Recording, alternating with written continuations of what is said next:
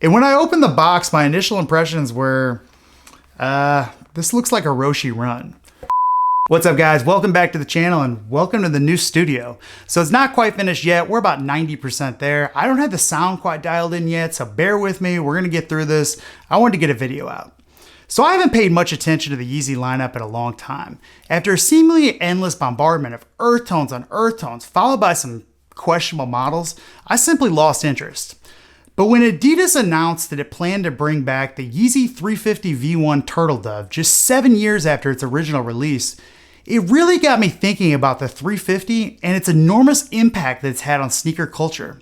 I know most of the OG crowd isn't going to agree with me on this one, but all I'm asking is that you keep an open mind and hear me out as we dive into the 350 and why I believe it belongs on the Mount Rushmore of sneakers. For those of you that are new, this is Vintage Kicks Gallery.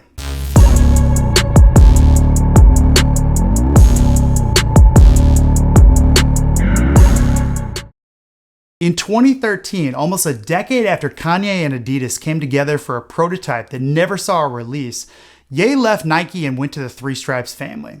2 years later, in 2015, the first Adidas Yeezy was released, the 750. While the 750 was more of a boot than a sneaker, pictures of a runner named the 350 began to surface. At this point, it became clear that Kanye's new line was going to be wildly different than his signature models with Nike. And if you're unfamiliar with the Nike Air Yeezy, well,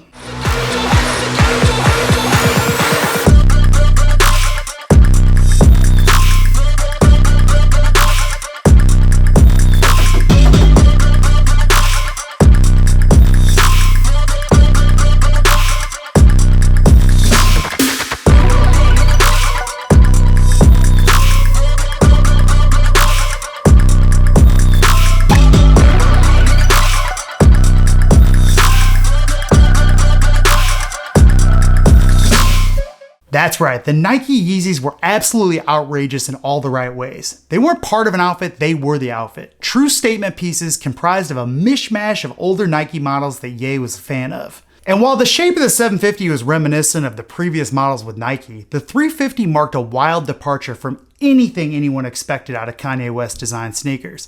Not a high top, no leather, and lacking anything that glowed in the dark, the 350 was tame by Yeezy standards. Now, as you might imagine, some of us were a bit puzzled by this drastic design change, and most of us were expecting more.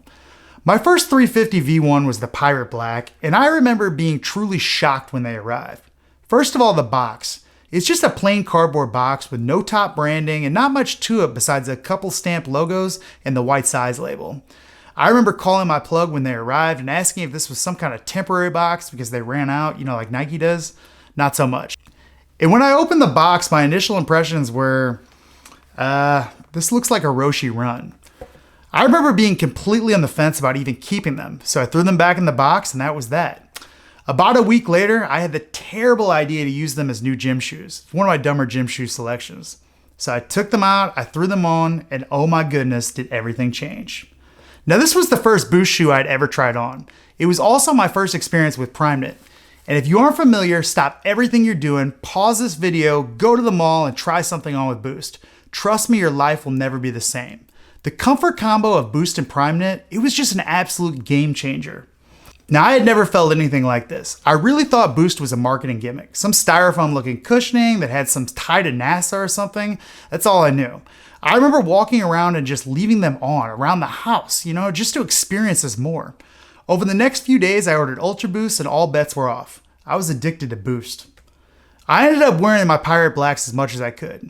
For the first time ever, I was incorporating comfort into my sneaker purchase decision making. I also had this newly developed and growing love for runners outside the Air Max. I had caught this fever and believe me, I wasn't the only one. I got a fever, and the only prescription is more Boost. Now what truly made the 350 different was how versatile it was. Anytime I would wear a 350, people would ask me about them. And I'm not talking about sneakerheads either. I'm talking about regular people who would never have the courage to rock a Nike Yeezy, or even most Jordans for that matter. You could dress them up, you could dress them down. It didn't matter. So why is that, I wondered? I mean, they had no idea how comfortable they were, so why did so many people like these things? They weren't flashy by any means, but there's something about this intricate pattern that seems to flow around the side, and then the bold stitching. You combine that with the space-age looking sole, it really made these the perfect combination of subtle meets extreme. And that's what I think did it for people. The 350 was as packed with comfort technology as it was easy for anyone to wear. Add the Kanye West name to this, and you have the perfect storm. For once, you could be as cool as you were comfy, and this was revolutionary. I truly believe the 350 was the launch pad into this insane sneaker boom we have today.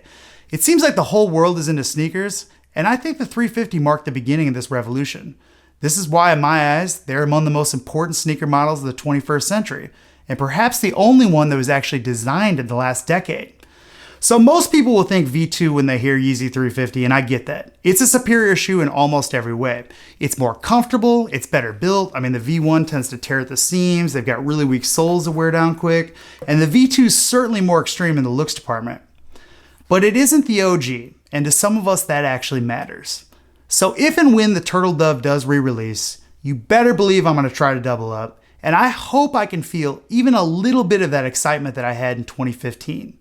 So I ask you this, what other original sneaker model of the 21st century, so we're talking 2000 to today, had more of an impact on sneaker culture? I'll wait. All right guys, sound off in the comments if you think I'm crazy. Have a good one, and I'll see you next time.